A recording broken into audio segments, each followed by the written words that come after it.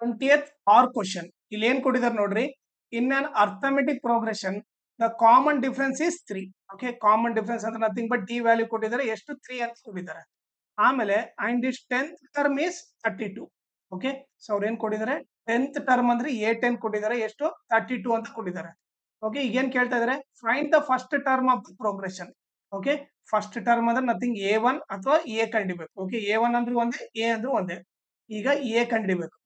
So ಈಗ ಅವ್ರು ಕೊಟ್ಟಿರೋದು ನೋಡ್ರಿ, ಏನು A10 ಕೊಟ್ಟಿದ್ದಾರೆ. A10 ಎಷ್ಟು 32 ಅಂತ ಕೊಟ್ಟಿದ್ದಾರೆ. A10 ನಾನು ಏನಂತ ಬರಿಬಹುದು, A plus 90 ಅಂತ ಬರಿಬಹುದು. ಓಕೆ, ನಿಮಗೆ ಬೇಸಿಕ್ ಏನ್ ಗೊತ್ತಿರ್ಬೇಕಂದ್ರೆ A6 ಇತ್ತು ಅನ್ಕೊಳ್ರಿ, A plus 6 ಅಲ್ಲಿ 1 ಹೋದ್ರೆ 5, A plus 5D ಅಂತ ಬರಿಬಹುದು.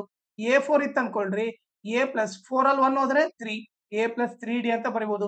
ಅದೇ A2 ಇತ್ತು ಅನ್ಕೊಳ್ರಿ, ಓಕೆ, A plus 2 ಅಲ್ಲಿ 1 ಹೋದ್ರೆ 1D ಅಂತ ಬರಿಬಹುದು. ಅದೇ ರೀತಿ ನಾನಿಲ್ಲಿ A10 ಇದ್ರೆ A plus 10 ಅಲ್ಲಿ 1 ಹೋದ್ರೆ 9D ಅಂತ ಬರಿಬಹುದು.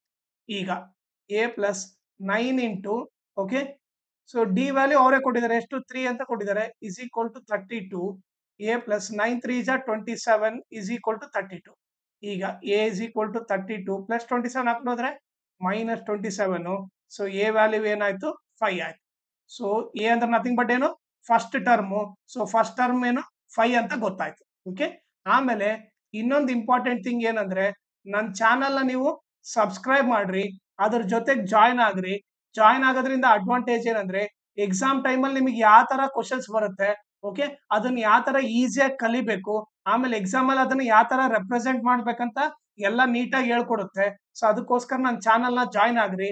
ಆಮೇಲೆ ನನ್ನ ಚಾನಲ್ ನ ಮ್ಯಾಕ್ಸಿಮಮ್ ಶೇರ್ ಮಾಡ್ರಿ, ಸೊ ದಟ್ ಎಕ್ಸಾಮ್ ಟೈಮಲ್ಲಿ ಎಲ್ಲರಿಗೂ ಹೆಲ್ಪ್ ಆಗುತ್ತೆ.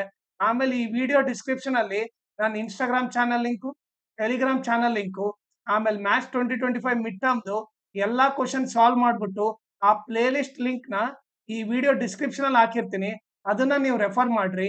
ಆಮೇಲೆ ನಿಮಗೆ ಏನಾದ್ರೂ ಡೌಟ್ ಇದ್ರೆ, ಇಲ್ಲ ಏನಾದ್ರೂ ಅಪ್ಡೇಟ್ ಬೇಕಂದ್ರೆ ನನ್ನ ಇನ್ಸ್ಟಾಗ್ರಾಮ್ ಅಥವಾ ಟೆಲಿಗ್ರಾಮ್ ಚಾನಲ್ಗೆ ಮೆಸೇಜ್ ಮಾಡ್ರಿ.